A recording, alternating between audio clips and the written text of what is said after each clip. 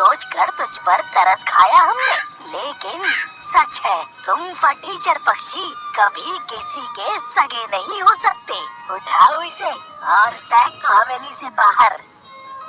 अरे ये क्या कर दिया आपने? मैं तो बस 2-4 डंडी लगवाने लाई थी आपके पास, आपने तो उसे घर से ही निकाल दिया। अब कौन करेगा सारे काम? कमाल करती हो भाग्यवान, मुझे पहले बताना चाहिए था ना कि क्या करना है और क्या नहीं।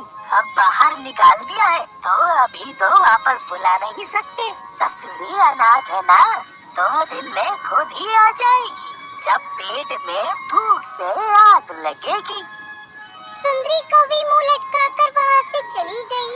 उसे भी यही लगा था कि टुनटुनी जल्दी ही घोंसले में वापस लौट आएगी, लेकिन असल में टुनटुनी चिड़िया के साथ जो होने वाला था उसके बारे में कोई सपने में भी नहीं सोच सकता था।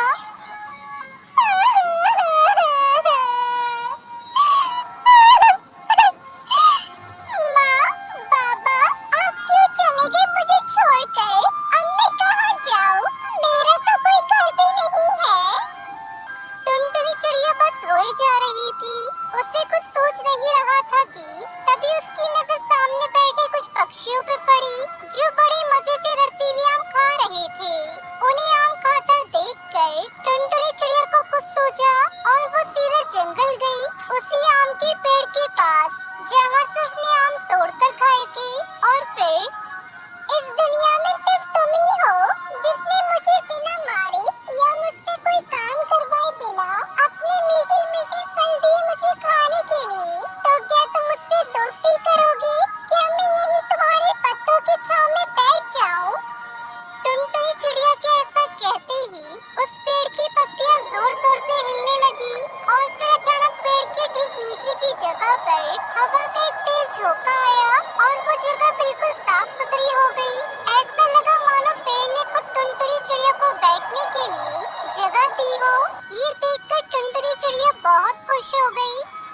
शुक्रिया दोस्त, अब अगर तुम बुरा न मानो तो क्या मैं एक और आम ले सकती हूँ? पहले जो मैं लेकर गई थी वो सारे वही गिर गए जब मालकिन ने मेरे कान खींचे थे। टुनटुनी चिड़िया के ऐसा कहते ही आम के पेड़ से बड़ा सा रसीला आम नीचे टुनटुनी के बिल्कुल पास आ गिरा। ये देखकर टुनटुनी बहुत खुश हो गई। मजा आ गया दोस्त, अगर मुझे पहले पता होता कि तुम मेरे दोस्त बन जाओगे तो मैं बहुत पहले ही तुम्हारे पास आ जाती। अब सब अच्छा होगा, तुम्हारे मीठे मीठे आम और बातें करने के लिए तुम, लेकिन रहने के लिए घोंसला तो भी नहीं है मेरे पास। घोंसले के बारे में सोचकर टुनटुनी चिड़िया एक बार फिर से उदास हो गई और उसकी आंखों में आंसू भी आ गए। लेकिन तभी आम का पेड़ जोर जोर से हिलने लगा। ऐसा लग रहा था मानो बहुत तेज तूफान आ गया हो। ये देखकर टुनटुनी चिड़िया घबरा गई और पेड़ से दूर जाकर खड़ी हो गई। तब टुनटुनी चिड़िया ने देखा कि तेज हवा से ही पेड़ के पत्ते टूटकर गिर रहे हैं। टुनटुनी सोच में पड़ जाती है, ए पेड़ दोस्त, तुम अपने इतने सारे पत्ते क्यों गिरा रहे हो? अच्छा, अब मेरे समझ में आया, तुमने मेरे घोंसले के लिए पत्ते गिराए हैं। अब मैं तुम्हारे पत्तों से अपना घोंसला बनाऊंगी। टुनटुनी चिड़िया की खुशी का तो ठिकाना ही नहीं